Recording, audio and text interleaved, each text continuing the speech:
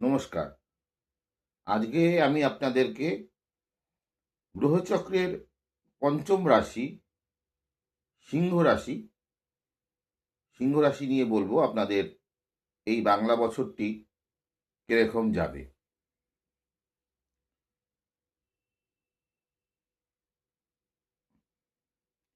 তো এই বছর সিংহ রাশির জন্য পরাক্রমী উত্থান আর নিজের রাজত্ব ফিরে পাওয়ার বছর হিসাবে দেখা হচ্ছে। গ্রহাধিপতি রবি ও সূর্যের কৃপায় অনেক ক্ষেত্রেই বড় চমক আসতে পারে, তবে সতর্ক থাকতে হবে। মূল দিকগুলো বলছি। কর্ম ও কেরিয়ার। বছরের শুরুতেই কেরিয়ারে বিশাল ধামাকা হওয়ার যোগ আছে।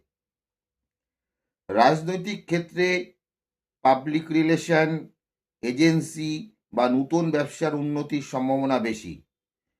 কর্ম পরিবর্তন, নতুন ব্যবসা শুরু করার জন্য এটা ভালো সময়। আশ্বিন মাসে কাজের চাপ থাকলেও আটকে থাকা টাকা ফেরত পেতে পারেন। বিদেশ যাওয়ার সম্ভাবনা প্রবল। অর্থ ও ভাগ্য। অর্থ, সাফল্য ও নানা দিক থেকে প্রভূত উন্নতি হবে। রবি ভাগ্যের ঘরে থাকায় ভাগ্য অনেকটা উন্নত হবে।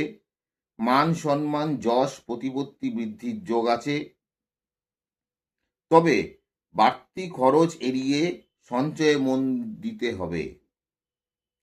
ঋণ বৃদ্ধির সম্ভাবনাও আছে, তাই নিয়ন্ত্রণ করে চলাই ভালো। প্রেম ও বিবাহ। প্রেমের ক্ষেত্রে ডেভেলপমেন্ট দেখা যাচ্ছে। ফাল্গুন মাসে বিয়ের কথাবার্তা এগোতে পারে এবং সন্তান প্রাপ্তির সংযোগ অনেকটাই প্রবল। তবে ভাদ্র মাসে সিংহ রাশির জাতক ভীষণ ইমোশন হয়ে পড়তে পারেন। ইকো প্রবলেম, রেগে যাওয়া, প্রতিবাদ করার প্রবণতা বাড়বে। এগুলো থেকে নিয়ন্ত্রণ থাকুন। স্বাস্থ্য। শরীর স্বাস্থ্য ধীরে ধীরে ভালো হবে, তবে চোখ ও হৃদয়ের সমস্যায় ভুগতে পারেন। মাঘ মাসে শরীর খারাপ হতে পারে, মাথায় আঘাতের সম্ভাবনা আছে। মায়ের শরীর নিয়েও দুশ্চিন্তা হতে পারে। সতর্কতা কি অবলম্বন করবেন? আপনার পরিচিতরাই আপনার ক্ষতি করতে পারে, অতএব পরিচিতির থেকেও সাবধান থাকবেন। ষড়যন্ত্র বা টুকটাকের ব্যাপারে আপনি সাবধান থাকবেন। হঠকারিতা, রাগ, ইগো এড়িয়ে চলুন। ইলেকট্রনিক জিনিসপত্র নষ্ট হতে পারে। আইনি জটিলতা প্রবল হতে পারে।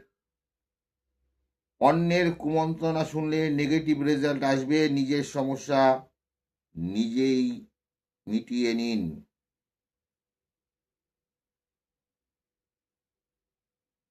অতএব আপনারা সিংহ রাশি, হার মানা না রাশি, সিংহের মতো চলেন।